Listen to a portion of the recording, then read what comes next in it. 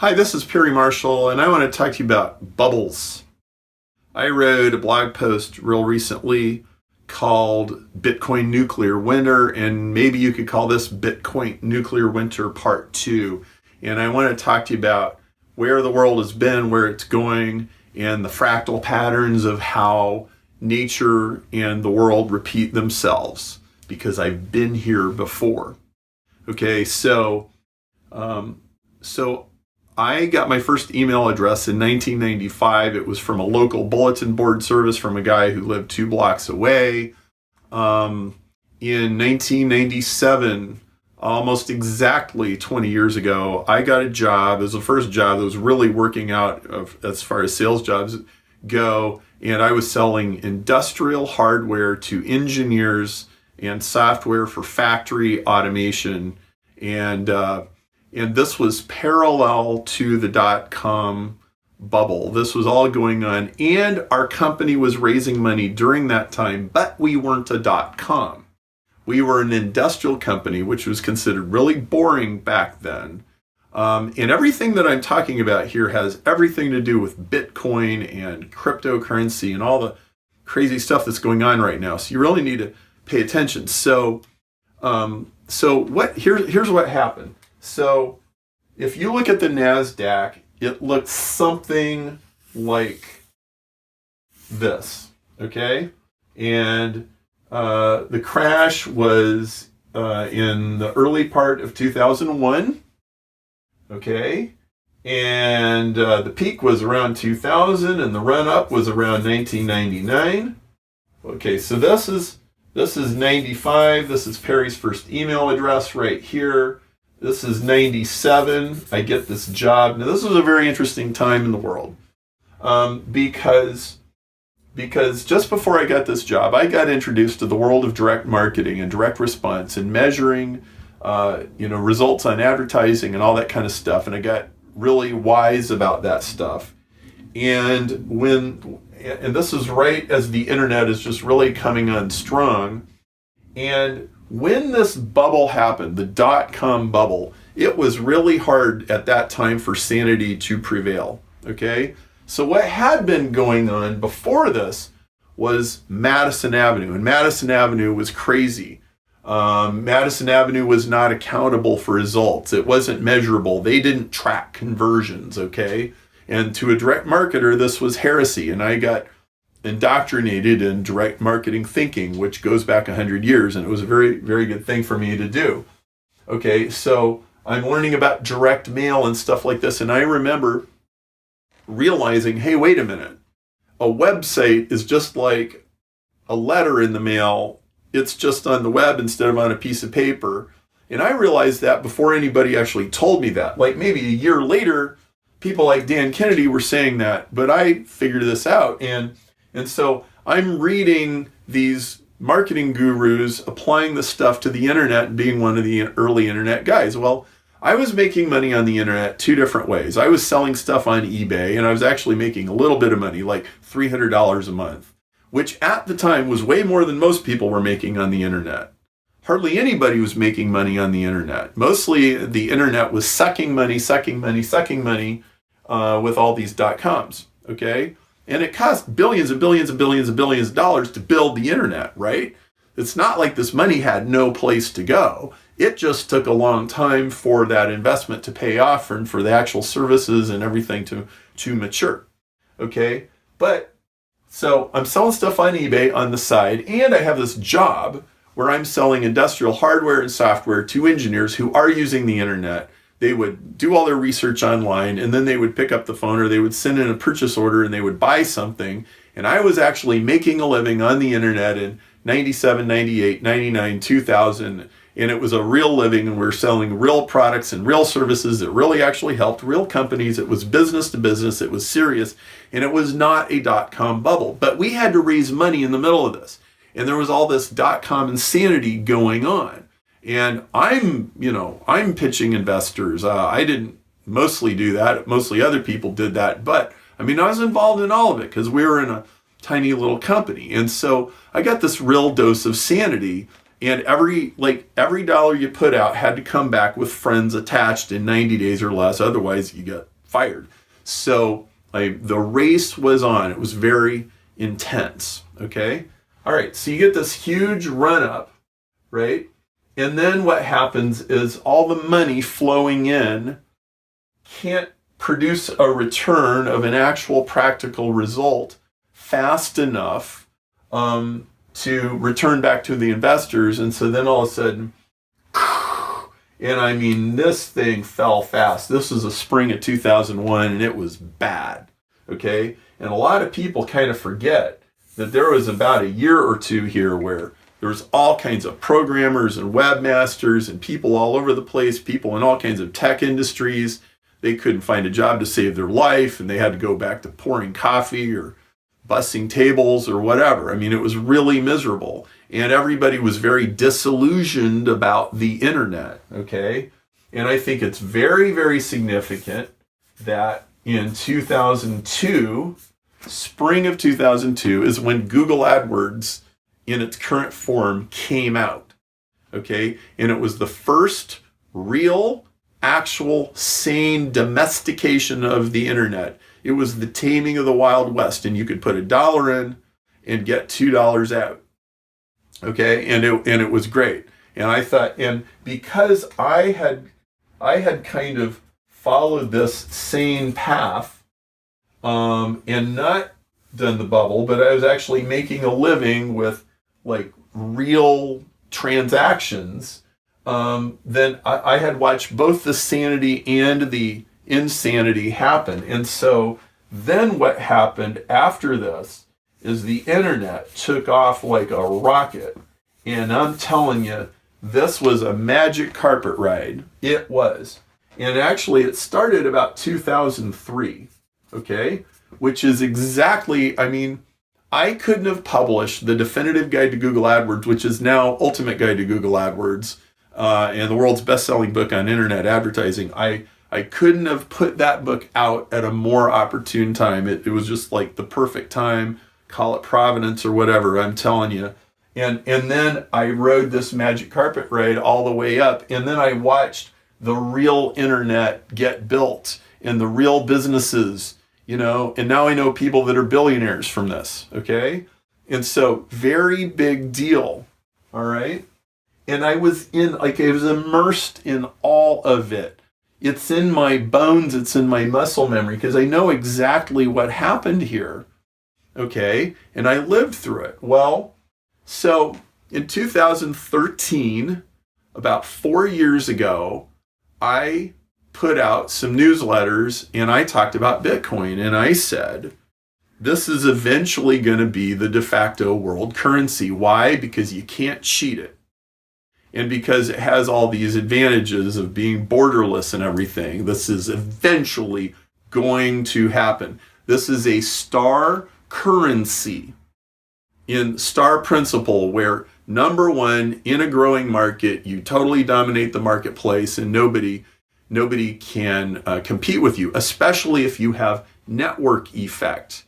Okay, network effect is what Facebook has. It's what Yelp has. It's what Google has. It's what Uber has. It's what eBay has, which is when you get the buyers and the sellers attract more buyers, the buyers attract more sellers, the drivers attract more riders, the riders attract more drivers, and then you can get an Uber in 3 minutes, and anybody starting another ride-sharing company would be just hopelessly hosed because they could never get enough drivers or enough riders to ever compete with it, okay? And so this is how online companies, this is the most powerful force in the 21st century now, which is network effect. Well, with Bitcoin, you have the number one currency in a growing currency market, and it has network effect. There's all of these little feedback loops, which will eventually suck everybody in. Okay, now you're seeing the first suck happen right now in this bubble that we're in, is people get sucked into it, kind of like people got sucked into using an email address in 1998. Okay, it's like, well, everybody's talking about it, and but what happened with email and with social media is, well, if you want to talk to your friends, you have to use them. And so everybody ends up using them. Well, that's going to happen with Bitcoin. There's going to be all these other things that come into play. Okay. And what's eventually going to happen sooner or later is some country is going to melt down. Zimbabwe or Venezuela or somebody, their currency is going to go crazy, and 1,000% a week inflation, wheelbarrows of money to buy a loaf of bread, and everybody's going to say enough of that. And they're here, let's use this QR code thing on the cell phone. I'll sell you bread this way. I'll pay my employees this way. And a whole country will switch over to crypto, and it'll never go back. And then the dominoes will start falling as more companies go into crypto. And of course, this is going to change the whole nature of a nation state, because states, in order to be sovereign, have to control a currency. But this won't be possible anymore. So I don't know what that does. I don't know what'll happen. Okay, but it'll happen sooner or later. Now, people go, well, yeah, but that's not really going to happen because Bitcoin doesn't have any intrinsic value. Well, it's not like gold. Like, you can make stuff out of gold. I'm wearing a gold ring right now, so obviously gold is valuable, and there's a limited supply, so that does make it a great financial basis for a currency. But what it has is network effects. It's kind of like saying, well, why would anybody use Facebook in 2004? Well, you only need like a couple hundred people at Harvard to want to use it, and then the thing can get started, okay? So people already have enough reason to use it, okay? So what's going on and what's going to happen? Okay, that's what everybody wants to know. Well, I've been here before, okay? And I can't tell you exactly where, but we are somewhere in this bubble right now with crypto, okay? We are, and it's madness, right? Well, so I want to walk you through kind of a Planet Perry version of like what's going to happen. And where I go with that is the structure of an epic story, okay? And I teach this in a lot of different ways in a lot of different places, that every epic story, and this could be Frodo, Lord of the Rings, this could be Star Wars, Harry Potter, King David, Jesus, Cinderella, like almost anything, okay? All the great stories are epic stories, all right? And here's the structure of epic story. First, there's a memory, at least, of paradise. Everything was great. There's some Garden of Eden, or, Luke Skywalker's racing spaceships on a little planet, living in his mother's basement, and he's just happy doing that, right? But then there's a disaster and a summons to a reluctant hero. So the disaster is that Darth Vader and all these guys are destroying the universe, and Obi-Wan Kenobi appears in a hologram to Luke Skywalker and says, "We need you, Luke, we need you, we need you." Okay? And he doesn't want to do it, but he decides to do it anyway, okay? Which leads to an early victory, right? Like, yay, we won the battle, yay! But then you look and there's an hour and 21 minutes left in the movie, and you're like, I guess this probably isn't over yet, right? Because then what happens next is there's a disaster.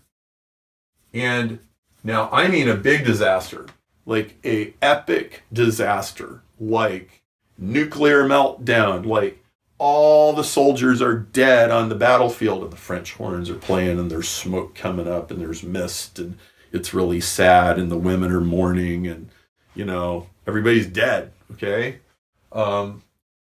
Then, and by the way, at this point, it looks absolutely hopeless.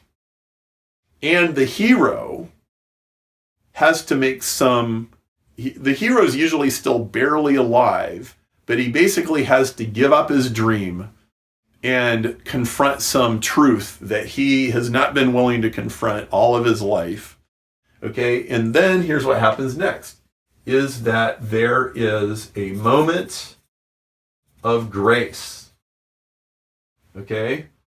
That some providential, amazing thing happens, and suddenly the story turns, okay? So in Lord of the Rings, in the Two Towers, here's an example. Helm's Deep is going down, right? All the orcs and everybody, they're pounding through, and the king is despairing, and the door is breaking and they're hiding the women and children to keep them alive for an extra 5 minutes.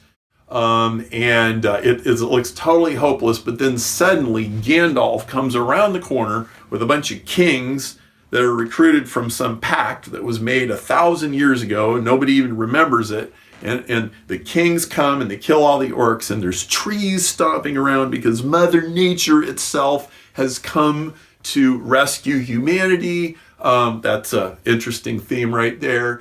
Okay, and the orcs are defeated and Helm's Deep does not go down. Okay, that is a moment of grace, and it's usually some providential, almost like divine intervention, right?